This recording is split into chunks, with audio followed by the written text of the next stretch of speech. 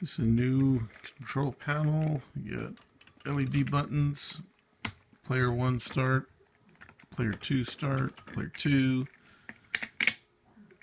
This is the trackball with the 3 mouse buttons over here. You hit the button, it changes.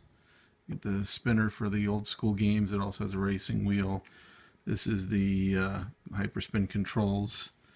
I get the NovaGen player 1 and player 2 insert coin button. And then a Zed's plunger with the buttons on the side. Fits pretty good right there. It also allowed me with this to add in the side buttons, but also this. And what I could do is, this is a mode button.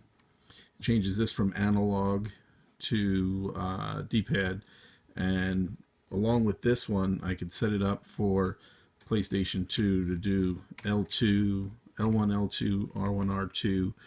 This can become a left hand side stick. This is the right hand side stick. These 3 buttons right here used to be LED buttons, but the LEDs didn't work on 2 of them, so what I did was I put them together. This is the turbo, and this is the auto fire, and this is clear.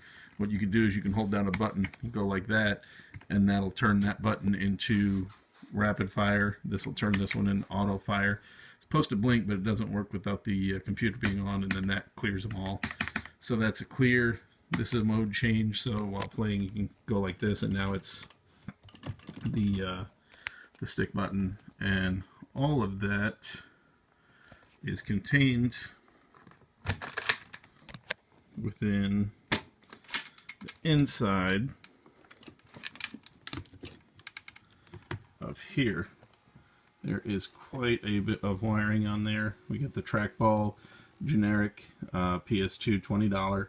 We get the turbo spinner, and then here are the 2 LED encoders at the top. Inside we can see the plunger button, the plunger. There's the hard drive buried under the fan. And here is the motherboard built into the cabinet. I got too long of a USB cable. I gotta do a little bit more cable management on there, and then I'm also adding speakers in where those 2 circular stickers are. I'm gonna put speakers in. The reason being is it all goes into, you turn it sideways, this cabinet. I got the graphics right there. I still left a bit of a mess, but I can almost fit it right here. Is the control panel, and I'm going to put a bigger TV, but we got a keyboard shelf on there. And then right here is where the controller goes to make it an upright cabinet. And the cabinet itself, not counting the TV, the shelving units, it's 1 full piece of 1/2 inch MDF with 1 small 2 foot by 4 foot piece, and then a piece of paneling to make it look a little bit nicer on the shelf. And then down here I was going to add more graphics. And the control panel, if I go back over here, the reason I use that motherboard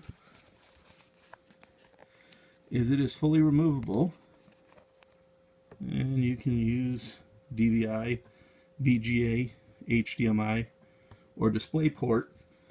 I also hook these audio up into the speaker for the arcade cabinet, so it is completely removable, and very high density, quite a bit to fit that all on that cabinet. This is vinyl graphics. It's the same carbon fiber automotive sticker I used on the sides of the control panel that I haven't glued down yet, but they work pretty well. They're pretty scratch resistant, and you know, it's easy to rub off any handprints or anything on there, so it works pretty good and pretty cheap overall. Oh, LED button if you're wondering.